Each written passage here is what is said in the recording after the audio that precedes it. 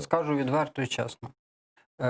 Достатнього ні фінансування, ні якісної державної політики у сфері національно-патріотичного виховання немає. Цей напрям завжди був недооцінений.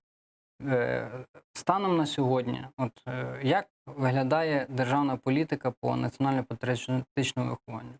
Є окрема стаття в бюджеті, 17 мільйонів гривень, які спрямовуються на конкурсних засадах, на проекти різних громадських організацій, які в цьому напрямку працюють.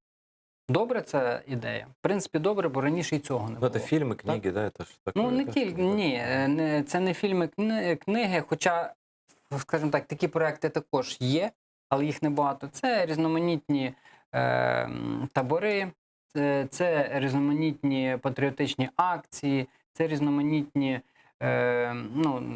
наприклад, той самий Пласт проводить різні заходи.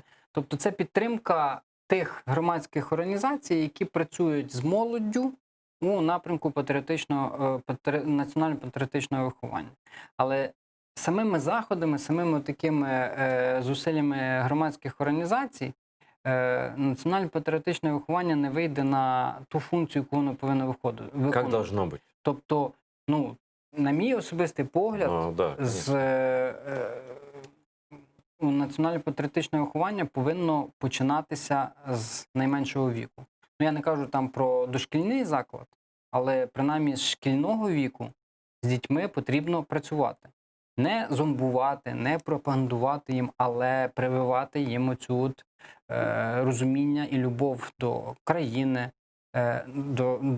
до патріотизм, до наших якихось історичних здобутків і перемог. Я вважаю, що те, що ти закладаєш у малому віці, воно десь на підсвідомому рівні сидить дуже глибоко, і потім воно, знаєте, це такий формується підсвідомий код, який потім дуже важко зламати. А далі, чим ти стаєш старшим, тим уже ти нашаровуєш. Це все різноманітними, в тому числі і заходами.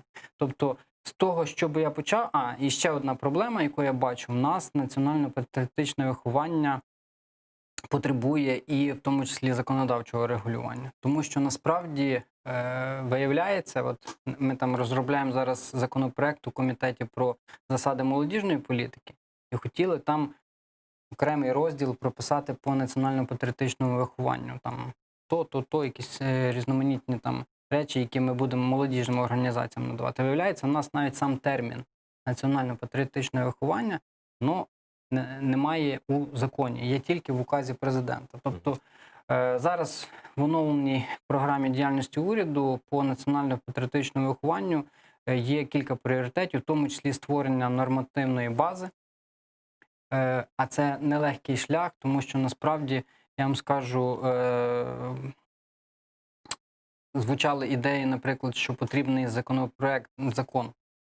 напрацювати законопроект про якісь громадянські цінності і ідентичність, то почали досліджувати ймовірність такої ідеї і проведення якихось там круглих столів, і дуже включилися таке, можна сказати, проросійське лобі, яке почало казати, що ви хочете там розколоти країну, а одні так бачать, а інші так. Це зараз не та ідея, яка може там зшити країну.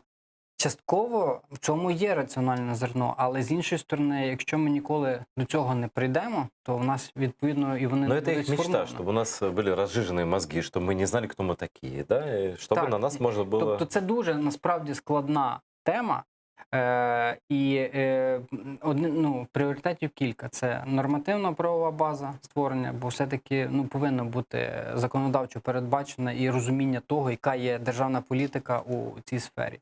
Це при можливості збільшення фінансування і урізноманітнення сфер, куди ці кошти державні спрямовуються. І це розвиток мережі активістів, волонтерів, які б в цьому напрямку могли працювати.